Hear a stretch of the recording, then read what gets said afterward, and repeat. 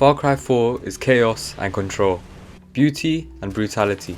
It drops you into the Himalayan heartland of Kyrat with a wingsuit, a machine gun, and a dictator who thinks kidnapping is a dinner invitation. Over a decade later, this game still holds up. This is more than just a review. This is a deep dive into Far Cry 4, the choices, the chaos, and the cult of Pagan Min.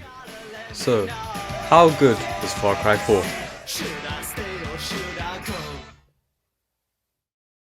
Let's rewind to 2012. Far Cry 3 blew the roof off the series with insane villains, island anarchy, and a game loop that turned us all into jungle murder monsters. 2 years later, Far Cry 4 had big shoes to fill, and Ubisoft delivered, mostly by using the same shoe. Developed by Ubisoft, Far Cry 4 sticks close to the formula: climb towers, liberate outposts, skin wildlife, but it shifts the setting to Kyrat, a fictional Himalayan country inspired by Nepal and Bhutan. It adds moral ambiguity, civil war, and a fabulous warlord in a magenta suit. You play as AJ Gale, a guy returning to Kyrat to spread his mother's ashes, only to get caught in a revolution. It's the most low-key start to a shooter ever, until a dictator in pink shows up and murders a guy with a fork. One fucking shot, but you couldn't fucking do that! Enter Pagan Min, hands down one of the best parts of the game. He's elegant, unhinged, and criminally underused. You want more of him, but Far Cry 4 keeps him at a distance, like it's afraid he'll steal the show. And the Golden Path, your supposed allies, are no saints either. Sabao is a traditionalist stuck in the past. Amita is a radical willing to sacrifice civilians. You make choices between them, but those choices feel hollow. Whether you side with faith or firepower, the ending barely shifts. It's like moral ambiguity without the consequences. The story itself plays with ideas of destiny and duty. AJ didn't come to Kyrat to be a hero. He came to fulfill a personal wish, but Kyrat, with its history of violence and revolution, consumes him.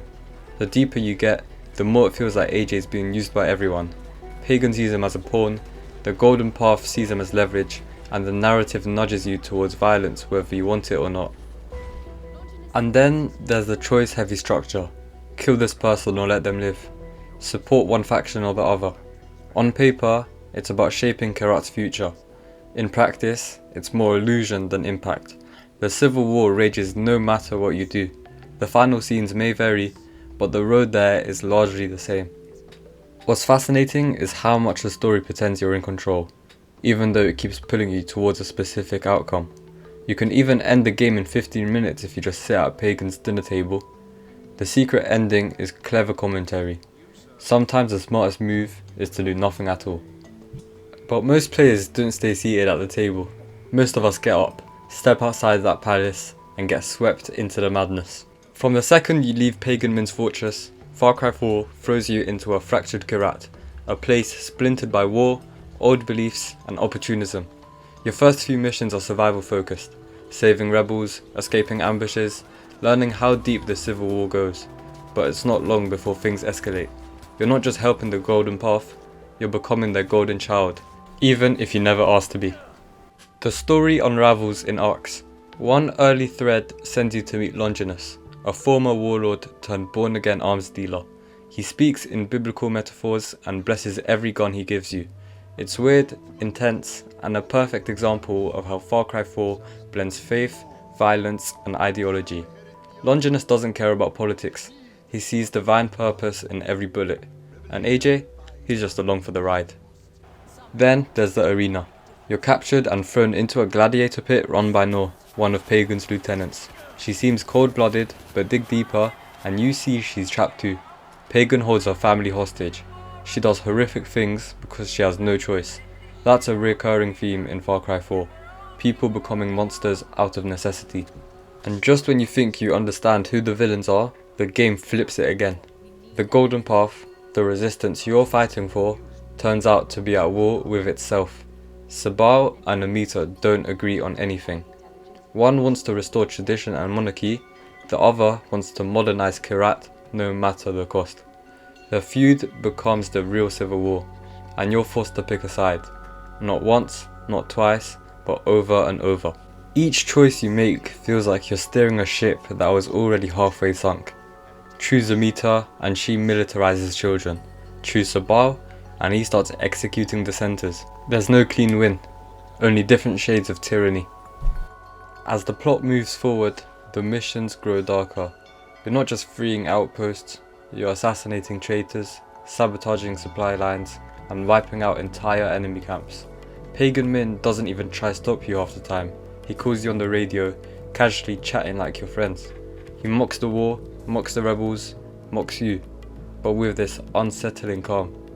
He knows something you don't, and that's what keeps him compelling.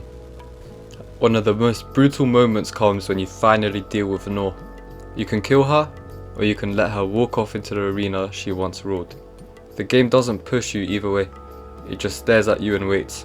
And when you watch her walk into that pit, her fate sealed, it's the quietest moment of horror in the whole campaign. Then there's Yuma, Pagan's other top general. She's less flashy, more paranoid and deeply into mysticism. Her levels are surreal, often laced with hallucinations and flashbacks. It's through her that we get more pieces of Pagan's past, and your mother's. Turns out your mother wasn't just a bystander. She was once tied deeply to the rebellion. The deeper you go, the more it's clear. AJ is walking in footsteps that were bloody long before he arrived. Eventually, the war hits a boiling point. Pagan retreats to his fortress, the Golden Path seizes momentum, and Kyrat feels on the edge of transformation. You're sent to wipe out the last of his forces, and at that moment, with tanks rolling and RPGs firing, it almost feels like a regular video game again. You're the hero, storming the villain's castle. But then, once you reach Pagan, the game stops. It doesn't make you fight him. It doesn't even make you hate him. He sits, waiting for you again, just like the beginning, and he tells you the truth. That this whole war, it was personal. Your mother and Pagan had a daughter, Lakshmana, and she's dead. Her ashes are what your mother wanted scattered. Pagan never lied. He just left things out.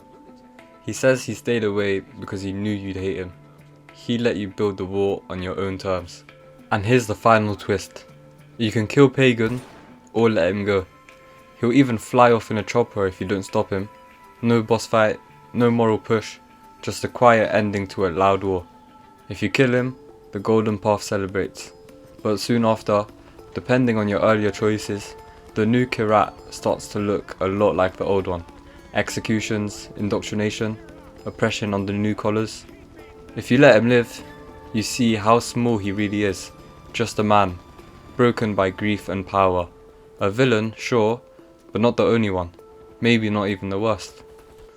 And that's Far Cry 4's real story. Not a battle between good and evil, but a cycle. One where everyone thinks they're saving Kyrat, and no one ever really does. You arrive with ashes and good intentions, you leave with blood on your hands and a nation just as divided. In a lesser game, the story will end with fireworks. In Far Cry 4, it ends with a sigh, because in Kyrat, nothing ever truly changes, except who's holding the gun. Gameplay wise, Far Cry 4 is peak Ubisoft formula, for better and worse. You've got satisfying gameplay, solid stealth, and a ridiculous amount of weapons. Wanna go loud? Rocket launchers. Wanna go quiet? Silenced rifles and bows. Wanna ride into an outpost on an elephant whilst tossing grenades? Go for it. You got wingsuits, grappling hooks, and gyrocopters to make travel easy, but maybe a bit too easy. Liberating outposts and takedowns are still as fun as ever, and have been improved with new mechanics like taking knives from one enemy to throw at another. But still, after a few hours, the loop starts to feel repetitive. Towers, outposts, hostage rescues. They blur together. It's a great loop, but not an endless one.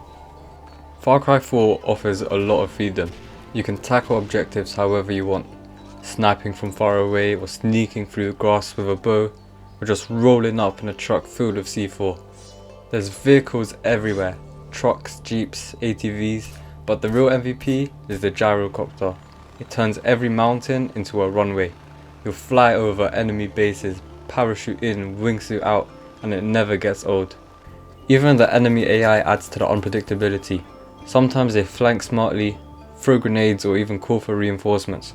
The side content is a mixed bag, part genius, part filler.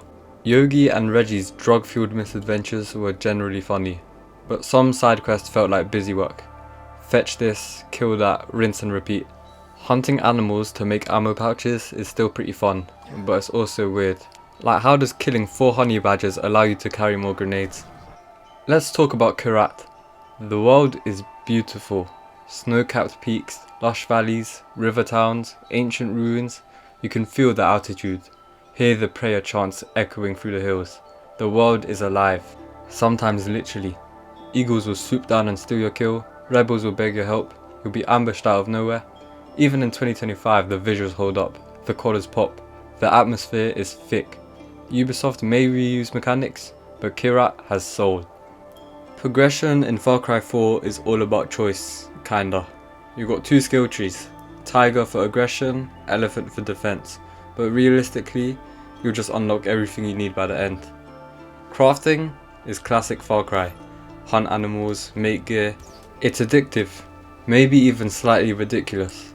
And the weapons, customizable, plentiful, and almost too powerful once you get a silence gun.